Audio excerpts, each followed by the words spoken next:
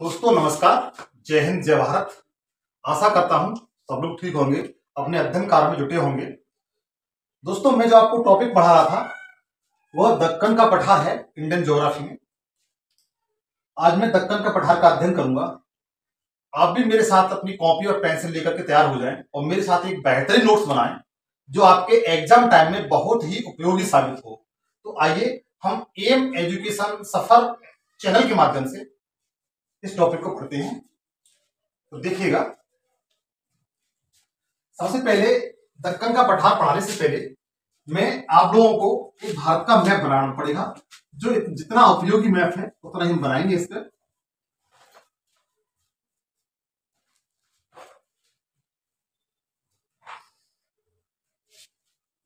इस तरीके से आप इतना जो दक्कन का पठार है उसका मैप बना लीजिए। दोस्तों मैंने आपको बताया था कि ये नर्मदा भ्रंश है। इस तरीके से इसमें होकर नर्मदा नदी बहती है। इसके उत्तर में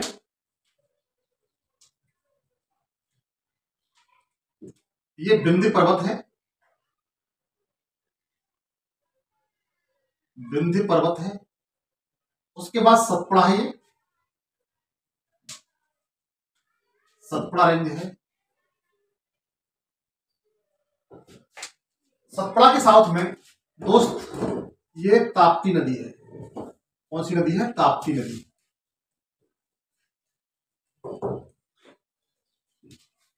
ताप्ती नदी है। मैंने आपको बताया था ये ताप्ती नदी के दक्षिण में ये पश्चिमी घाट है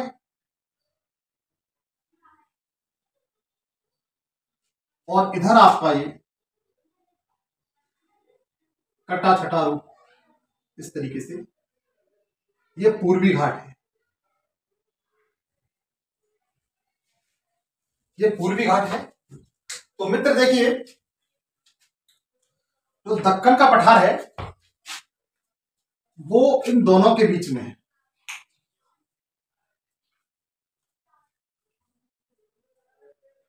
इन दोनों के बीच में जो ये वाला क्षेत्र है,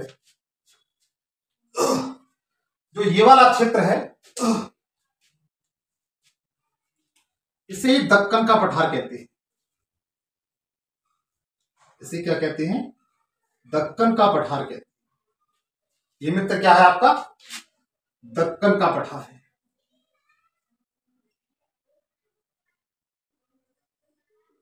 आप भी मेरे साथ इसी तरीके का एक मैप बना लें। ये जो रेड उसमें आपको दिखाई दे रहा है मैप पे बना हुआ, यही आपका दक्कन का पठार है। तो देखिएगा, जो दक्कन का पठार है उसका जो विभाजन किया गया है वो इस प्रकार किया गया है। सबसे पहले दक्कन के पठार पर महाराष्ट्र का पठार है। महाराष्ट्र का पठार या दक्कन ट्रेट बोलते हैं इसे। दक्कन ट्रेट बोलते हैं। दोस्त दक्कन ट्रेट क्यों कहते हैं इसके बारे में आपको बताऊंगा मैं। इसके बाद कर्नाटक का पठार है।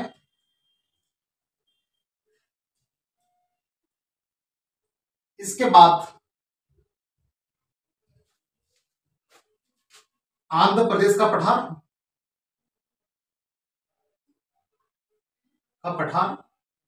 या इसे दो भागों में बांटा गया है।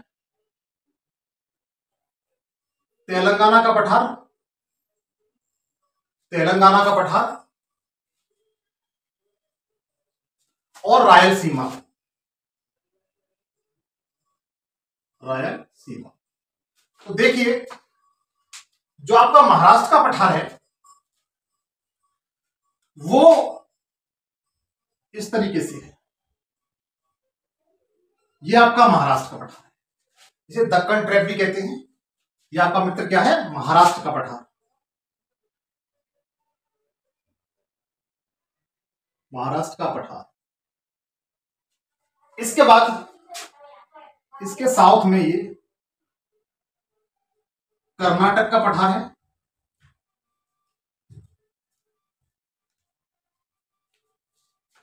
इधर आपका ये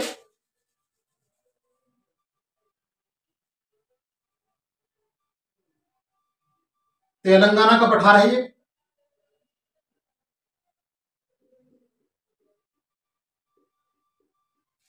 और उसके बाद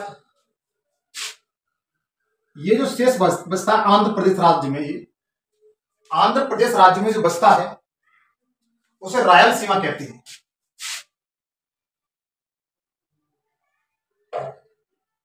क्या कहते हैं मित्र?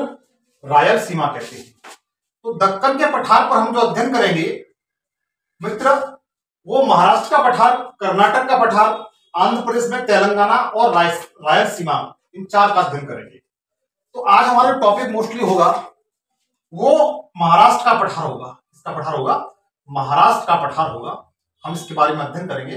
आप इसका स्क्रीनशॉट ले लीजिए या उतार लीजिए।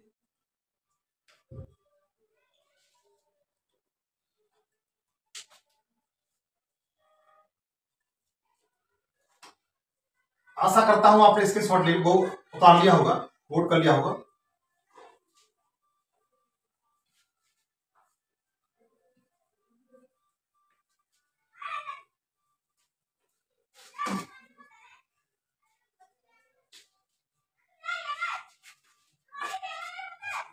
अब मैं बताऊंगा दक्कन के पठार का निर्माण। आपका इसमें टॉपिक होगा दक्कन के पठार का निर्माण।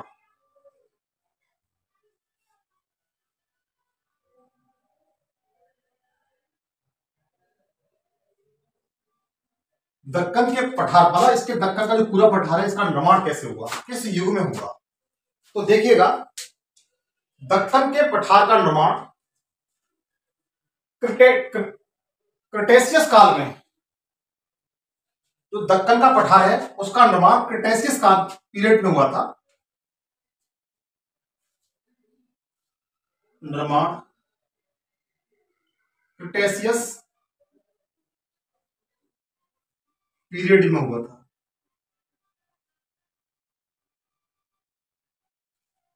पहला पॉइंट।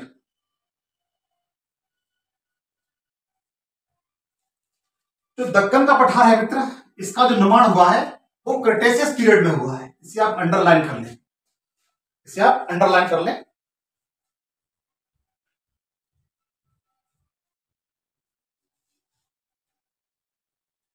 और इसका जो निर्माण हुआ है दूसरे पॉइंट में, वह दरारी उद्भेदन से हुआ है।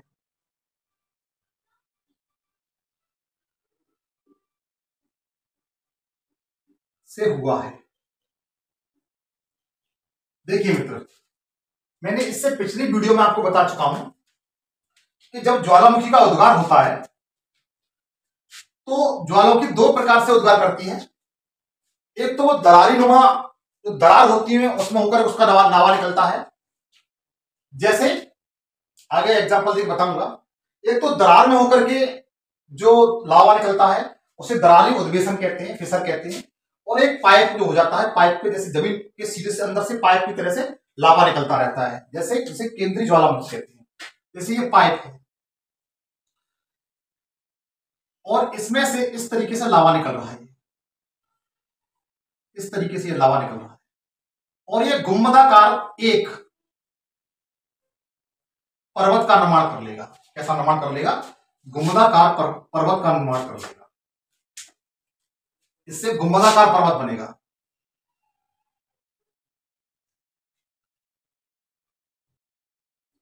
इसे केंद्रीय उद्भेदन बोलते हैं। इसे क्या बोलते हैं? केंद्रीय उद्भेदन। उद्भेदन। एक ज्वालामुखी ऐसा होता है जिससे लावा निकलता है, जैसे इस तरीके से ज्वालामुखी का पाइप है और इस तरीके से जो निकलता रहता है लावा, इस तरीके से लावा निकलता रहता है इस तरीके से। इसे दरारी उद्भेदन कहते हैं। इसे मित्र क्या कहते हैं? दरारी उद्भेदन कहते हैं। दरारी उद्भेदन। जैसे मित्र यहां पर दो भ्रंश हैं, एक तो नर्मदा नदी का भ्रंश है, दूसरा ताप्ती नदी का भ्रंश है।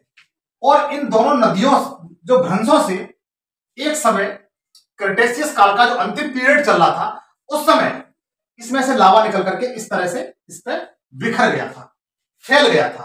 तो इससे आपके दक्कन के पठार का निर्माण हुआ, इसका दक्कन के पठार का निर्माण हुआ। तो आप समझ गए होंगे दरारी उद्वेशन किसे कहते हैं। तो दरारी उद्वेशन इस तरीके का जो लावा निकलता है उसे दरारी उद्वेशन कहते हैं। दक्कन के पठार का निर्माण इसी तरीके से हुआ है, नोट कर लें आपसे।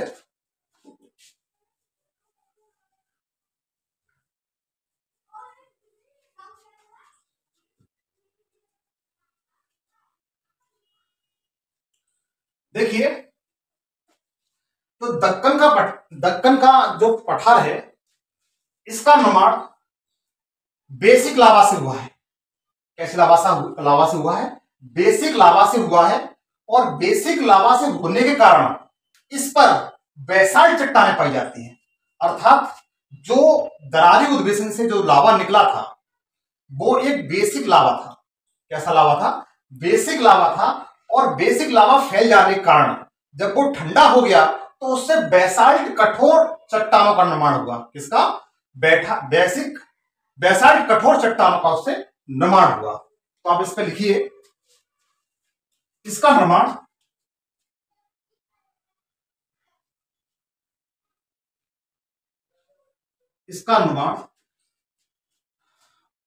बेसाल्ट चट्टानों से हुआ है।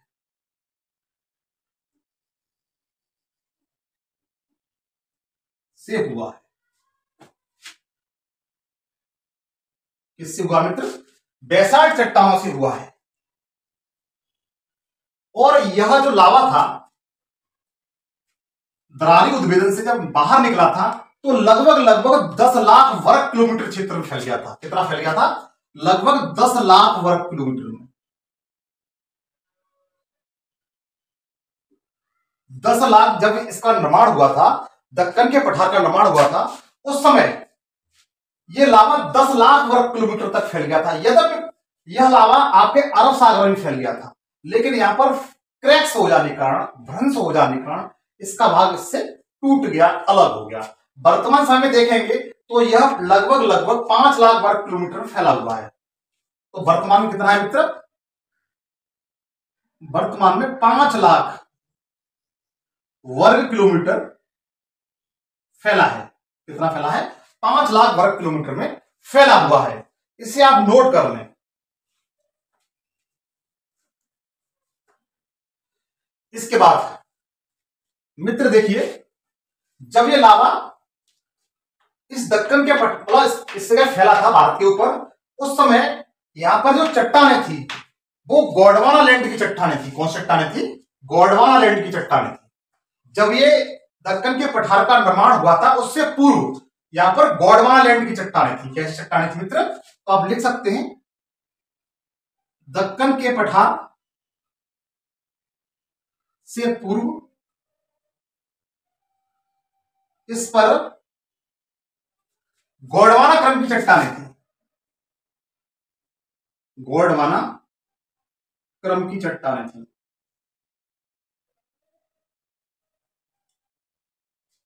क्योंकि जो हमारा दक्कन का पठार है, जो दक्षिण का भारत है, जो हमारा भारत है, इसका निर्माण गोंडवाना लैंड से हुआ है। किससे हुआ है? गोंडवाना लैंड से हुआ है। इससे पहले की मैं अनेक वीडियो में सारी चर्चाएं कर चुका हूं। आप चाहें तो लास्ट की वीडियो में जाकर के आप देख सकते हैं गोंडवाना लैंड क्या था क्या नहीं था।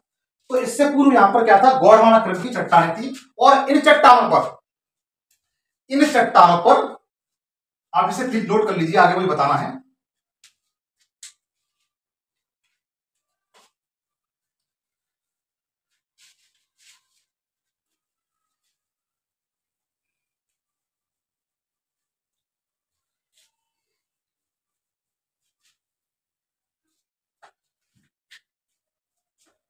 इन जैसे मित्र मानिए ये आपका भारत है, ये आपका भारत है। इससे पहले इस पर गोंडवाना क्रम की चट्टानें थी।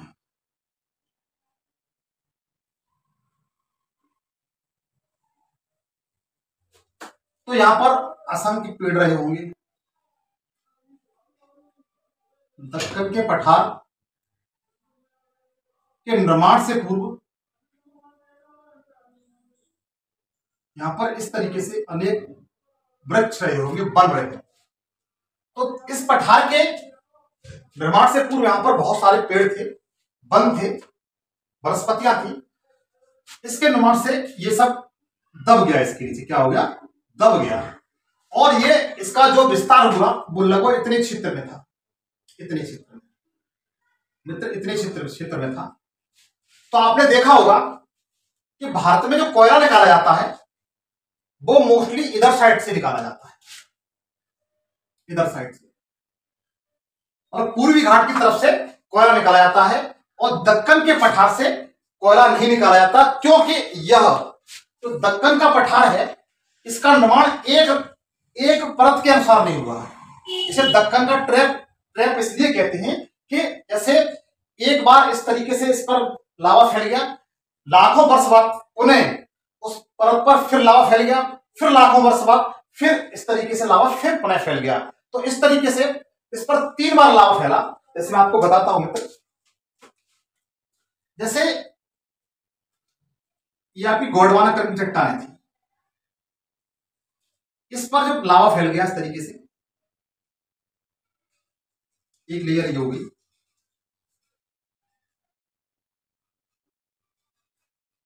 फिर उसके बाद मित्र ये लावा फैल गया और यहां पर जो जीव जंतु थे, वनस्पति थे, वो दब गए। क्या हो गए, दब गए। फिर धीमे धीमे यहां पर विकास हुआ। लाखों वर्ष बाद फिर यहां पर लावा फैला और ये जीव जंतु दब गए। उसके बाद इसी तरीके से उन्हें यहां पर लावा फैला और जीव जंतु यहां पर थे, वो दब गए। तो ये तो आपकी गोंडवाना करम की चट्टानें थी नीचे वाली। इसके बाद इस पर 3 लेयर हो गई, फर्स्ट लेयर, सेकंड लेयर और थर्ड लेयर। इसलिए इसको दक्कन ट्रैप भी कहते हैं। क्या कहते हैं, दक्कन ट्रैप भी कहते हैं मित्र। क्या कहते हैं, दक्कन ट्रैप भी कहते हैं। और इससे कोयला इसलिए इधर साइड से क्यों नहीं निकाला जा सकता, क्योंकि अत्यधिक मोटा हो चुका है, काफी लेयरें मोटी हो चुकी हैं। इधर उत्खनन करने के लिए हमें काफी खर्चा करना पड़ेगा और काफी मोटी लेयर है, इन्हें काटना बड़ा मुश्किल है। हालांकि कोयला तो यहां पर है, दक्कन ट्रैप में कोयला तो काफी है, लेकिन उनका मतलब निकालना बहुत ही कठिन कार्य है। इसलिए जो कोयला होता है वो इस क्षेत्र से, जो पूर्वी घाट है उधर साइड से निकाला जाता है।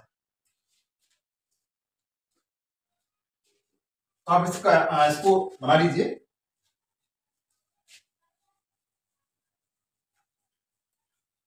मित्र बीच में थोड़ा वीडियो रोक करके आप स्क्रीनशॉट ले लिया करें।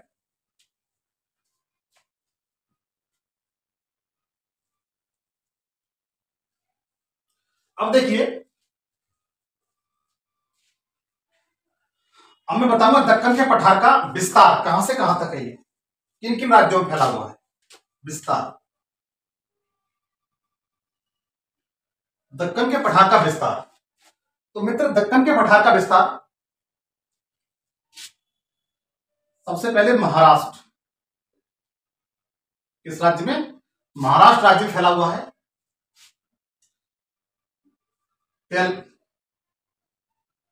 कर्नाटक,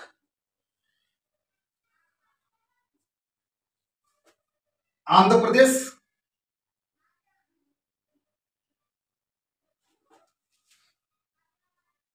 तमिलनाडु,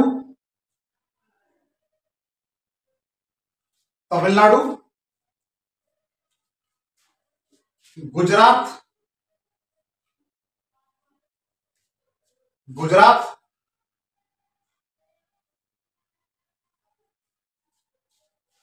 केरल आदि राज्यों में फैला हुआ है। मित्र जो इसका विस्तार है वो महाराष्ट्र, गुजरात, तेलंगाना, आंध्र प्रदेश, तमिलनाडु, केरल के साथ साथ इसका थोड़ा बहुत विस्तार छत्तीसगढ़ में भी है, झारखंड में भी है, पश्चिम बंगाल में थोड़ा बहुत इसका विस्तार है। लेकिन अधिकांशतः इन राज्यों में इसका सर्वाधिक विस्तार है, इसका सर्वाधिक विस्तार है। मैं आपको दक्कन ट्रैप बता ही चुका हूं।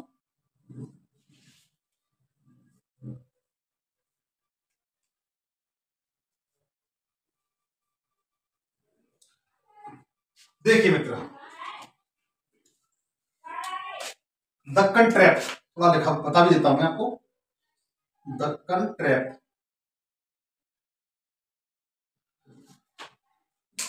देखिए, इसमें दरारी उद्भेदन से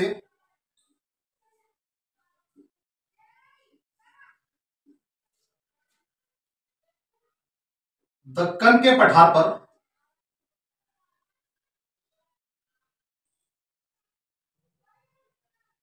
तीन बार लावा का समांतराल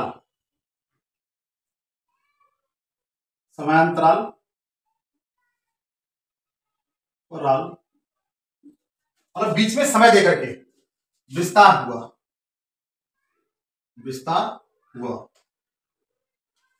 और पठार पर तीन मोटी परत बन गई, जिसे दक्कन ट्रैप कहते हैं। क्या कहते हैं? दक्कन ट्रैप कहते हैं। आप इसको नोट कर सकते हैं।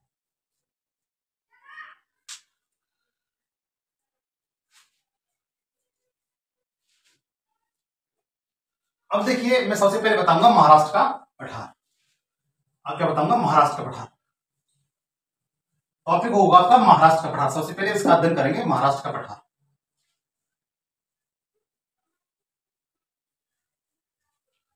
आप भी हेडिंग बनाइए, महाराष्ट्र का पठार।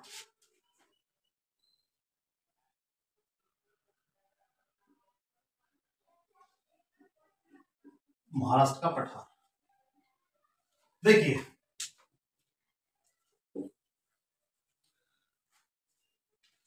इसका निर्माण दक्कन ट्रैप से हुआ है। सबसे पहले इसका निर्माण दक्कन ट्रैप से हुआ है। अब तो आप समझ गए होंगे कि दक्कन ट्रैप किसे कहते हैं। जो बैसाल्ट चट्टानों से निर्मित है।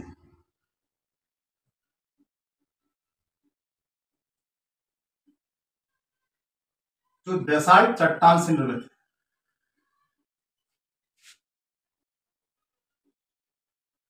किससे निर्मित है? मतलब बैसाल्ट चट्टान से निर्मित है।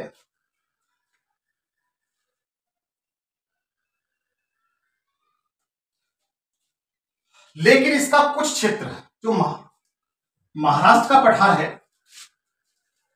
चलो मित्र से मिटाते हैं, तभी आपको कुछ समझ में आएगा।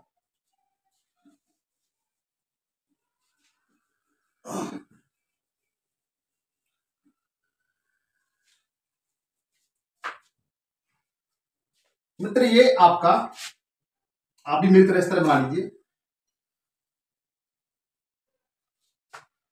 ये महाराष्ट्र का पठार है, महाराष्ट्र का पठार।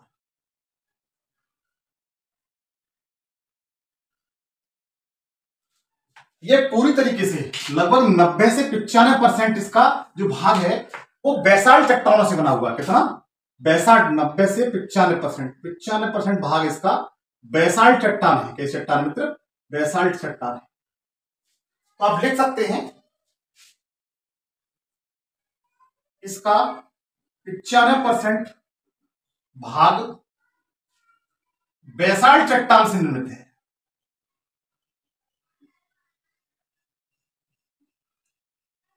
बैसाल्ट चट्टान से निर्मित है।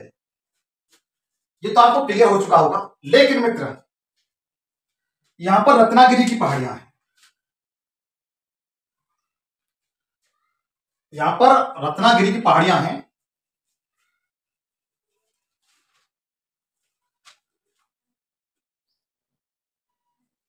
और ये आपकी वेनगंगा नदी बहती है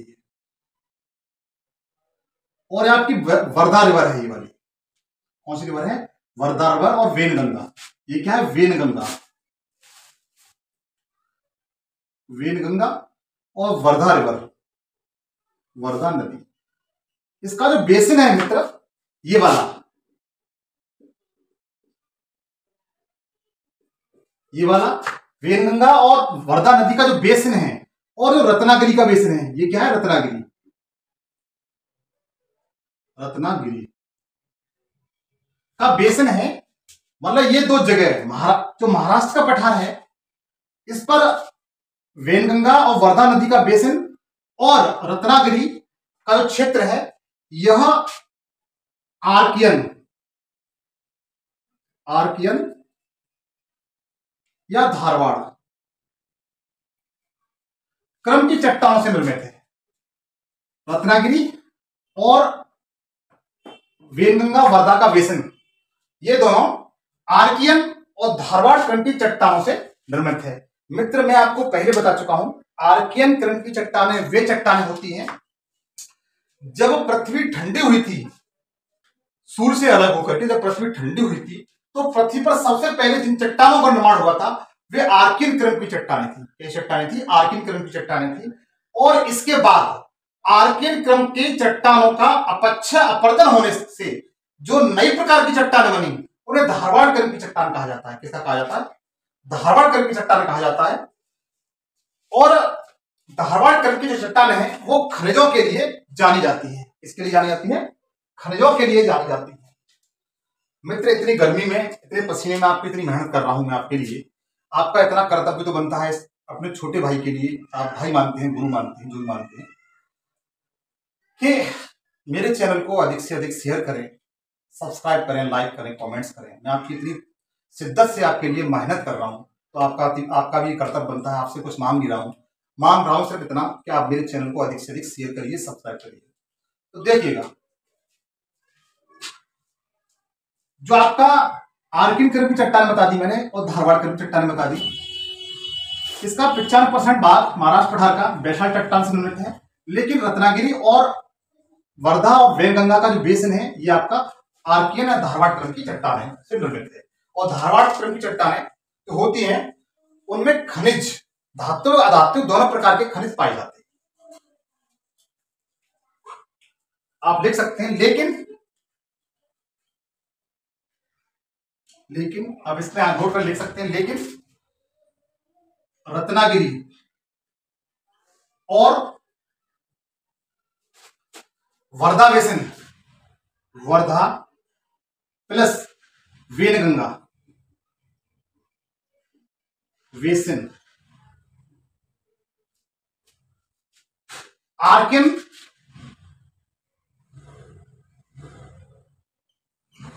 और धारवाड़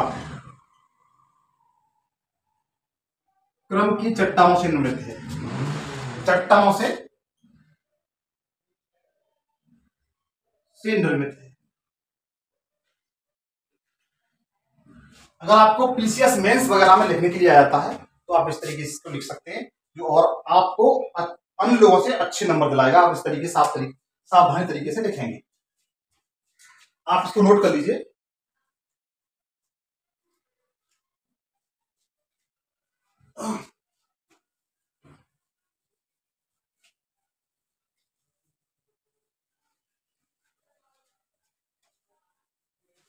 देखिए मित्र, तो बैसाल्ट चट्टानें होती हैं,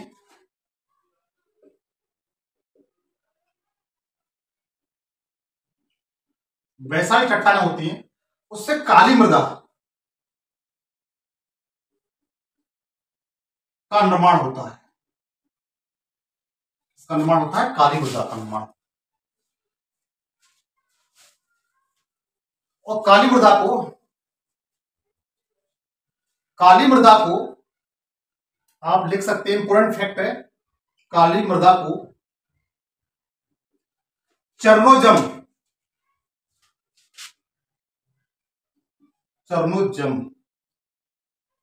मृदा भी कहते हैं।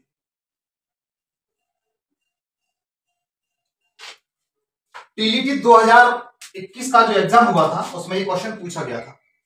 टीईटी 2021 का जो सामाजिक अध्ययन का जो पेपर था, उसमें क्वेश्चन पूछा गया था कि काली मृदा को किस नाम से जाना जाता है। तो आप बता सकते हैं चर्नोजम। कौन सी है?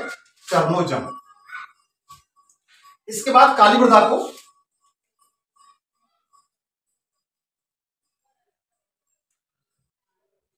कपासी मृदा या रेगुर मृदा भी कहते हैं। कपासी मृदा या रेगुर मृदा भी कहते हैं, आपसे नोट कर लीजिए।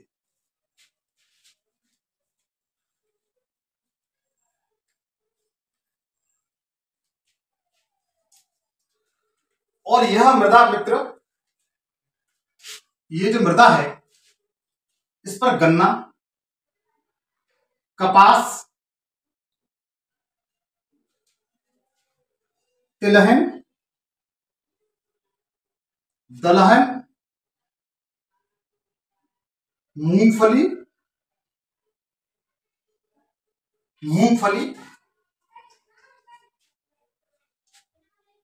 तंबाकू, अनाज आदि की खेती की जाती है। इसकी आदि की खेती की जाती है। इस पर आदि की खेती की जाती है। आप इसे नोट कर लें, आप इसे नोट कर लें।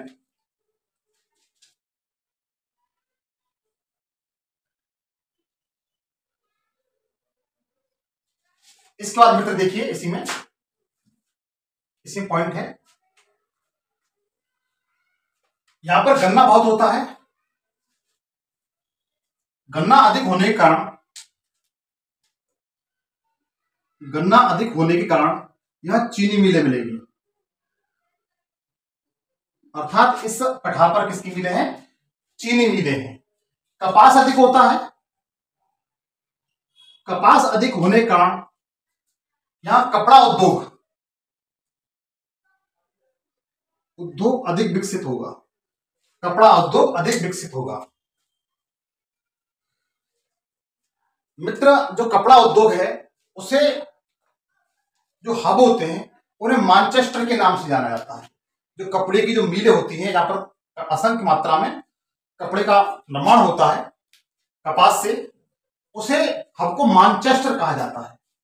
जैसे मैनचेस्टर ब्रिटेन का इंग्लैंड का एक शहर है जो कपड़ा उत्पादन के लिए, कपड़ा उद्योग के लिए जाना जाता है। किसके लिए? कपड़ा उद्योग के लिए जाना जाता है। ब्रिटेन का एक शहर है जिसका नाम मैनचेस्टर है। वह शहर कपड़ा उद्योग के लिए विश्व प्रसिद्ध है। इसी तरीके से अगर आपसे पूछा जाता है कि भारत का मैनचेस्टर किसे कहते हैं, अगर क्वेश्चन पूछा जाता है मित्र, इसे स्क्रीनशॉट ले लीजिए। नेक्स्ट क्वेश्चन इसी में बताऊंगा मैं। अगर आपसे पूछा जाता है कि ये बताइए भारत का मैनचेस्टर किसे कहते हैं, तो आप बता सकते हैं भारत का मैनचेस्टर, भारत का मैनचेस्टर, भारत का मैनचेस्टर अहमदाबाद को कहा जाता है। किसको कहा जाता है? अहमदाबाद को। आप छोटे मोटे एग्जाम देते हैं, रेलवे ग्रुप डी से लेकर यूपी टेट, यूपी पेट, सुपर टेट ऐसे एग्जाम देते हैं, उसमें क्वेश्चन आने की इनकी संभावना रहती है। अगर आपसे पूछा जाता है कि उत्तर भारत का मैनचेस्टर किसे कहते हैं, उत्तर भारत का मैनचेस्टर किसे कहते हैं, मित्र गर्मी बहुत है, उत्तर भारत का मैनचेस्टर किसे कहते हैं, तो आप बता सकते हैं उत्तर भारत का मैनचेस्टर किसे कहते हैं, तो आप बता सकते हैं उत्तर भारत का मैनचेस्टर कानपुर को कहा जाता है। कानपुर यूपी में। और अगर आपसे कहा जाता है कि दक्षिण भारत का मैनचेस्टर किसे कहते हैं,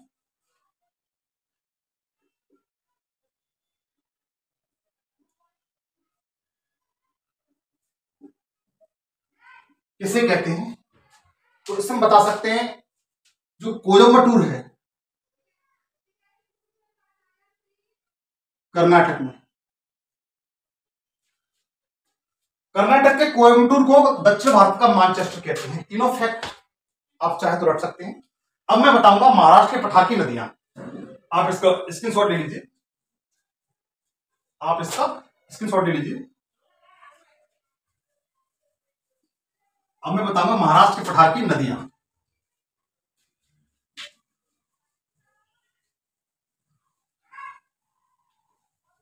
महाराष्ट्र के पठार की नदियां।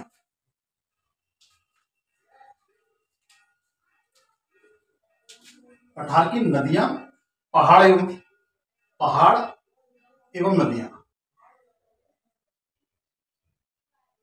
तो सबसे पहले आप मैप बनाएंगे महाराष्ट्र के पठार का इस तरीके से। इस मट पे तो सही बनाइए। हालांकि मैं जो बना रहा हूं ऐसा पठार नहीं है, वो तो मैंने एक सिंबल के रूप में बनाता हूं।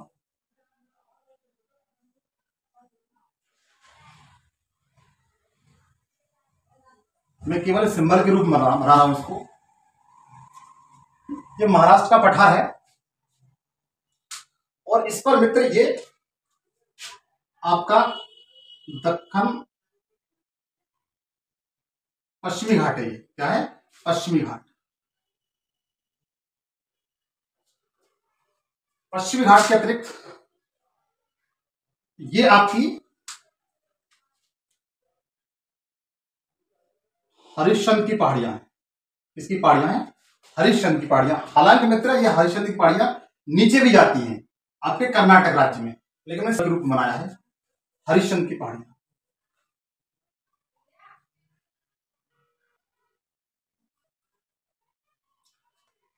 इसका ये पाल घाट, सॉरी थोड़ा इस तरीके से, पाल घाट की पहाड़ियां। ये क्या है? पाल घाट की पहाड़ियां।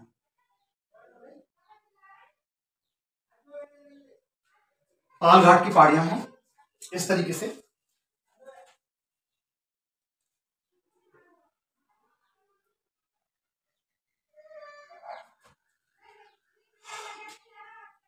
ये आपकी सतमाला की पहाड़ियां हैं।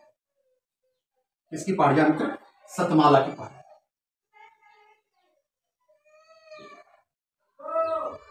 ये मित्र आगे नहीं है, यहीं तक सीमित नहीं है। इसके बाद अजंता की पहाड़ियां। अजंता की पहाड़ियां,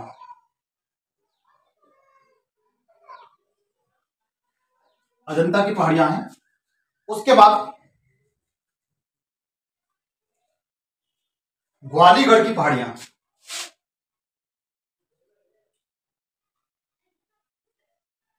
ये आपकी ग्वालीगढ़ की पहाड़ियां।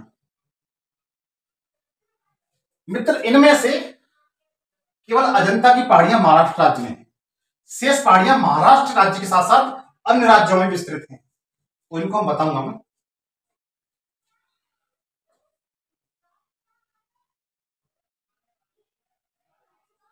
तो देखिए मित्र,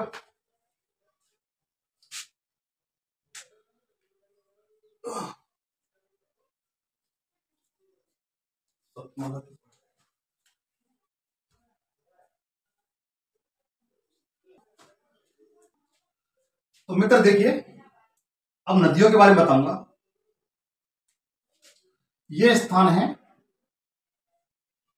त्रयंबकेश्वर, त्रंबकेश्वर नाम स्थान है ये, त्रंबकेश्वर। आप लोग नेट लिख लें, शायद मुझसे ठीक से बोलना नहीं आ रहा है। त्रंबकेश्वर स्थान से एक नदी निकली है। बता सकते हो कौन सी नदी निकली है? गोदावरी नदी निकली है।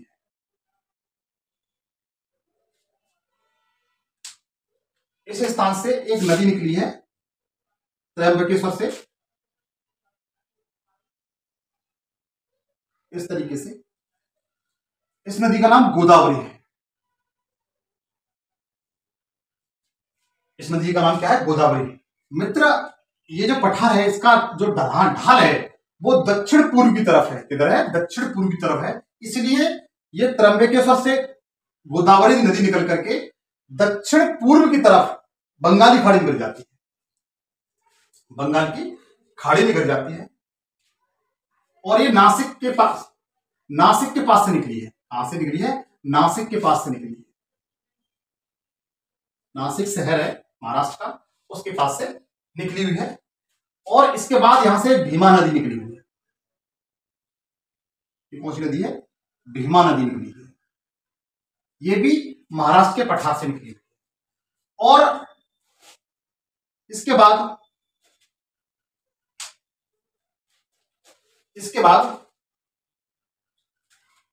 ये स्थान है पश्चिमी घाट पर महाबलेश्वर।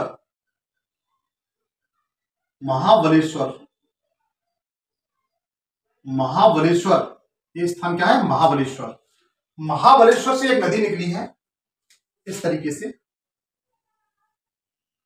इसका नाम कृष्णा नदी है। क्या नाम है? कृष्णा नदी है। आप इन दोनों नदियों से परिचित होंगे। इनका उद्गम पूछा जाता है। कृष्णा नदी का उद्गम कहां से निकली हुई है? महाराष्ट्र से। और त्र्यंबकेश्वर से कौन सी नदी निकली हुई है? गोदावरी निकली हुई है। आप इसे बता सकते हैं। एक बात और मित्र, जो गोदावरी नदी है, गोदावरी नदी के उत्तर में सतमाला की पहाड़ियां हैं, दक्षिण में पालघाट की पहाड़ियां हैं। पालघाट की पहाड़ियां पूछा जाता है मित्र कि जो गोदावरी नदी है वो किन दो नदियों के बीच होकर के प्रवाहित होती है? तो आप बता सकते हैं सतमाला की पहाड़ियां और पालघाट की पहाड़ियां। कौन सी? सतमाला की पहाड़ियां और पालघाट की पहाड़ियों के बीच में होकर के आपकी गोदावरी नदी निकली हुई है। क्वेश्चन बन सकता है मित्र, इस पर गौर करिएगा। इसी तरीके से आप कृष्णा नदी याद रखेंगे। ये हरिश्चंद्र की पहाड़ियां और पश्चिमी घाट से इसके दोनों तरफ हैं, इसके बीच से होकर निकली हुई है महाबलेश्वर से। कहां से? महाबलेश्वर से। आपसे नोट कर सकते हैं, इससे आप नोट कर सकते हैं। तो आपकी त्र्यंबकेश्वर से कौन सी नदी निकली है? पेन नंबर, त्र्यंबकेश्वर से जो नदी निकली है वो नदी है गोदावरी। उसके बाद महाबलेश्वर से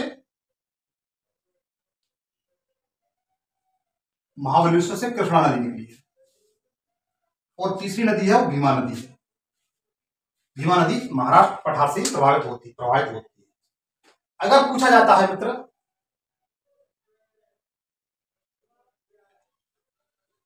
कि महाराष्ट्र के पठार का सबसे ऊंचा शिखर कौन सा है? महाराष्ट्र के पठार का सबसे ऊंचा शिखर कौन सा है? तो वो जो शिखर है वो हरिश्चंद्र की पहाड़ियों पर है। किस पर है? हरिश्चंद्र की पहाड़ियों पर है। इस तरीके से सर्वोच्च शिखर, ये क्या मित्र? सर्वोच्च शिखर है। इसे कल सुबह कहते हैं। क्या कहते हैं मित्र? कल सुबह। कल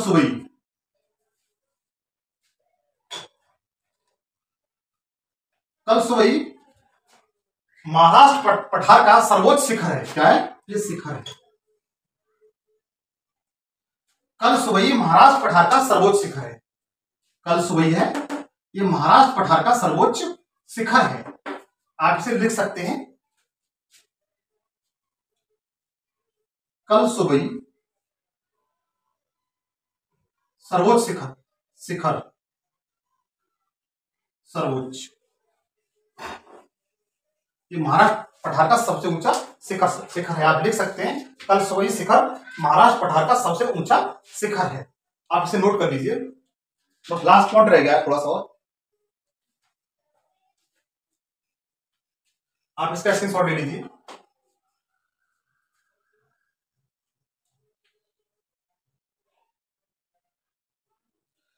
अब मैं बताऊंगा कि महाराष्ट्र के पठार पर कौन कौन से नगर बसे हुए हैं।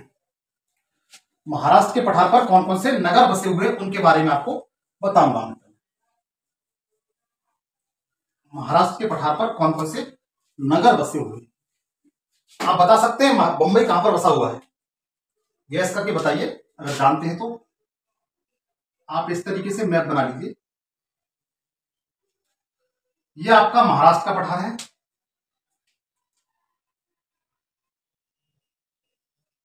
यह आपका महाराष्ट्र का पठार है।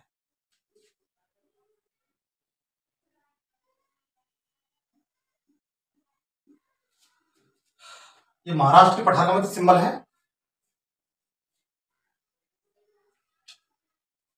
तो देखिए यहां पर जो शहर है वो नासिक है। कौन सा है? नासिक। उसके बाद ये पुणे है। क्या है? पुणे। उसके बाद ये क्या है? नागपुर। नागपुर, नागपुर शहर महाराष्ट्र में है, दक्कन ट्रैप पर है। और इसके बाद एक कोल्हापुर है और ये सोलापुर है। इस तरीके से है मित्र। मैंने आपको बताया था ये पश्चिमी घाट है। कौन सा घाट है मित्र? पश्चिमी घाट। पश्चिमी घाट। ये जो शहर है ये दक्कन ट्रैप पर बसे हुए हैं। लेकिन जैसे ये मुंबई, ये मैदान है, इधर साइड में से क्या है?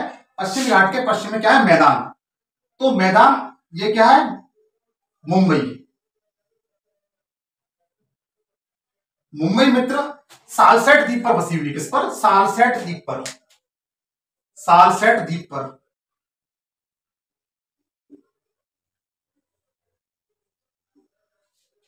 इस सालसेट द्वीप पर जो मुंबई बसी हुई है उसे ब्रिटिश काल में पुर्तगालियों ने अंग्रेजों को दहेज में दे दिया था। किसमें दे दिया था?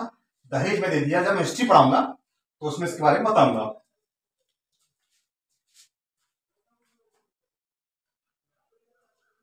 इसके ऊपर ये थाने है। थाने सुना होगा। 1853 में सबसे पहले रेल यहीं पर चलाई गई थी, मुंबई से थाने के बीच में।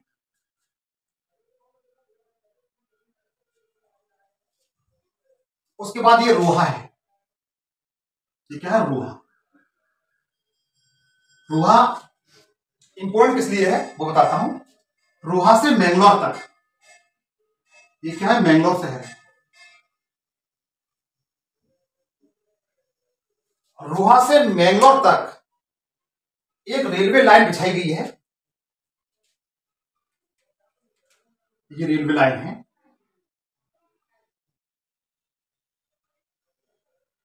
हालांकि कैसी नहीं है, मैं आपको सिंबल करके बता रहा हूं। इसे कॉन्कॉर्ड रेलवे लाइन कहते हैं। क्या कहते हैं मित्र? Concord railway line.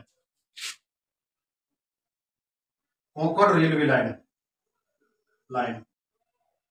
इसमें 70 से 80 सुरंग हैं और रोहा से मैंगलोर तक कॉन्कॉर्ड रेलवे लाइन बिछाई गई है। तो जो महाराष्ट्र के पठार पर ये प्रमुख शहर हैं, ये प्रमुख शहर हैं, इसके बारे में आपने अभी अध्ययन किया। तो मित्र आज के लिए इतना ही काफी है। नेक्स्ट वीडियो में मैं कर्नाटक का पठार पढ़ाऊंगा। जिस तरीके से मैंने आपको आज महाराष्ट्र का पठार पढ़ाया, हालांकि विशेषता तो दक्कन के पठार की उस पर रहेंगी। और नेक्स्ट वीडियो में आपको कर्नाटक का पठार पढ़ाऊंगा, उसको भी आप अध्ययन करिए। आज के लिए इतना ही काफी है। जय हिंद, जय भारत, सत श्री अकाल। और मित्र मेरे चैनल को अधिक से अधिक शेयर करिए, सब्सक्राइब करिए, लाइक करिए, कमेंट्स करिए। थैंक यू, धन्यवाद।